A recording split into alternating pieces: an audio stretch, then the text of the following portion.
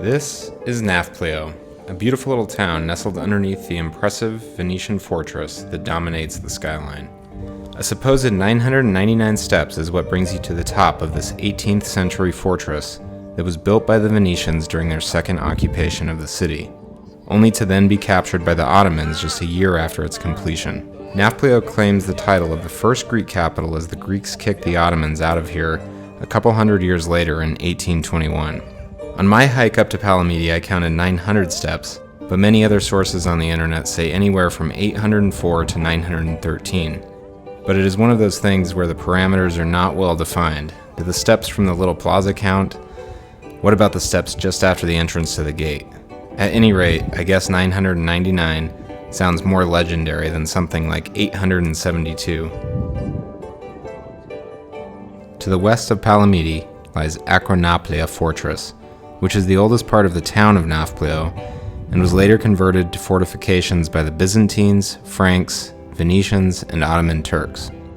The labyrinth of alleys and streets spilling down the hill to the north are reminiscent of Venice, as the city was a regional capital for the Venetians during two separate occupations where they would leave their distinctive architectural touch.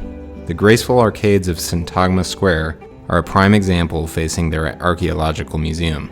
The harbor along the Argolic Gulf now boasts a plethora of waterfront tavernas catering to tourists with views of the Borzi Castle, another Venetian remnant perched on a small islet just offshore. This little castle has guarded the entrance to the port since at least 1473 and was strategically utilized by the Ottoman Turks prior to the Greek War of Independence as well. At one point, it even became a hotel for a brief period. Just outside the city of Nafplio to the north lies the little-visited Mycenaean city of Tiryns that reached its height of importance in ancient Greece between 1400 and 1200 BCE. Homer wrote about the impressive walls that he claimed could only have been raised by giant cyclopses, as no man could lift the large stones. There are very few signs or placards to help the visitor imagine what the massive timbers forming the megaron, a rectangular hall atop the palace walls, would have looked like. Another interesting tidbit is that Tiryns is said to be the birthplace of Hercules, or at least the location he resided in during his epic labors.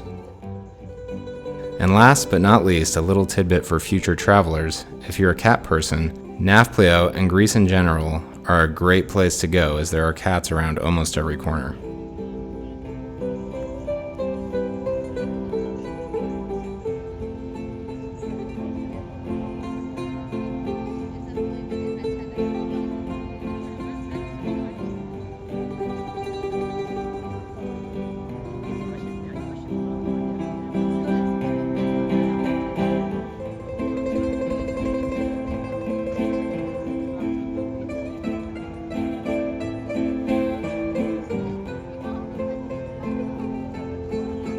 Thanks for joining me on my walks around Nafplio, and see you next time.